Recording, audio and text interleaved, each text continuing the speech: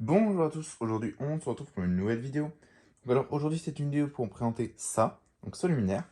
Donc une Mazda EPA 125 dernière génération, voilà, donc toute dernière. Donc voilà le luminaire, donc de devant, voilà ce que ça donne.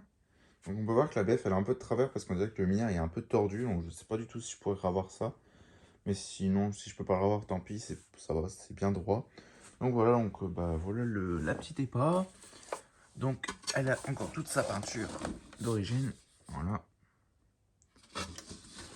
Voilà. De l'autre côté, oui, il y en a un peu moins de la peinture ici. De toute façon, sur le dessus, je vais pas faire grand chose parce que je veux pas enlever la peinture. Voilà. La bride. Donc, dernière génération. Qui dit dernière génération dit bride différente. Donc, elle est vachement différente et elle est riftée. Ça, je pense pas la dérifter. Donc, je vais essayer de faire comment je vais. Je pense que la bride, je vais même la laisser comme ça. Je vais juste refaire les vis. Parce que la bride en soi, elle est en super bon état. Elle est pas oxydée et tout. Donc, je pense que la bride, je vais la laisser comme ça. Comme ça m'évite de la dérifter parce que c'est les rivets d'origine et j'ai pas envie de toucher à ça. Voilà, voilà. Donc là, il n'y a pas donc, le réflecteur qui est bien noir, bien cramé. Donc là, je vais vous montrer la lampe.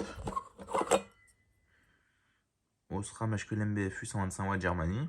Donc, qui est neuve. Voilà. Là, on a le bloc. Donc, alors, comment voilà. Ok. Donc voilà le bloc. Donc désolé si la vidéo elle est un peu à l'arrache sur le lit, un peu comme à l'ancienne.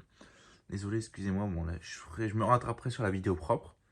Une présentation plus test quand elle sera propre. Donc le ballast, on a un BHL 125 L307. Donc les dernières générations de BHL, pourquoi? Parce que on voit que ces ballasts là ils sont pas étanches, donc on voit les bobinages, enfin c'est juste un petit cache en plastique, tandis que les anciens ils étaient en résine. C'était beaucoup plus pratique, au moins quand ils étaient mouillés, on pouvait les nettoyer en jet d'eau. Ça évitait les défauts, ils étaient complètement isolés. Donc voilà, voilà.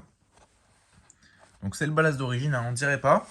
On dirait que dans les EPA, c'était des ballasts longs, là, dans ces EPA-là. Mais non, dans les dernières générations avec bloc noir, c'est soit de 79... En fait, je vais vous expliquer. De 79 à 82 a été produit le ballast long, comme j'ai dans ma EPA, bloc gris. Et après 82, ils ont mis ces genres de ballast. D'abord, ça a commencé par les marrons, après les beiges, et en dernière génération, les gris. Donc voilà, voilà, donc c'est d'origine. Hein. C'est pas parce que c'est Philips que c'est pas d'origine, c'est quand même d'origine. Voilà, voilà. Là, on a un condo où il n'y a plus de date dessus, mais plus rien du tout. Genre, j'ai rien retrouvé dessus, donc je pourrais pas vous dire. Donc condo d'origine, je pense. Voilà, mon l'écrou, il est même pas rouillé. Enfin, voilà, quoi. Ça, je referai. Le bornier. Les câblages, le câblage d'origine en tissu. Donc on voit que le luminaire n'a jamais été vraiment bidouillé. Il n'a jamais été bidouillé. C'est juste moi qui ai mis un wagot là pour... on a même des câbles en tissu sur le condo. Juste moi qui ai mis un wagot là pour débrancher le condo. Voilà. Donc ça c'est bon. Donc le bloc, hein, donc, qui est crade, hein, qui est bien, bien sale. La douille. Voilà. I0E. Donc ça doit être, je sais plus quoi, 0 c'est 0 degré. Enfin je sais plus trop ce que c'est, mais c'est les réglages de douille. Donc alors j'ai remarqué sur ces pas là, c'est que les vis elles sont directement vissées dans le plastique. Il n'y a pas de, il n'y a pas d'écrou, il n'y a pas de vis papillon. C'est vraiment top budget, enfin c'est vraiment dernière génération parce que j'ai même une bloc noire qui est aussi dernière génération, qui est pas rivetée. Et la bloc noire, elle est, là ici on a des écrous ou des vis papillons, je sais plus.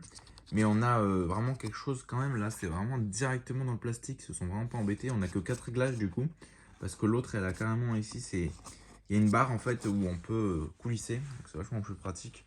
Là on voit que c'est un peu vraiment fait à l'arrache. Et sur l'autre, ici il y a un carré qui est censé avoir une étiquette Mazda, là ce carré a disparu, enfin, je veux dire, ils ont arrêté le moule du carré. Donc c'est encore un autre bloc.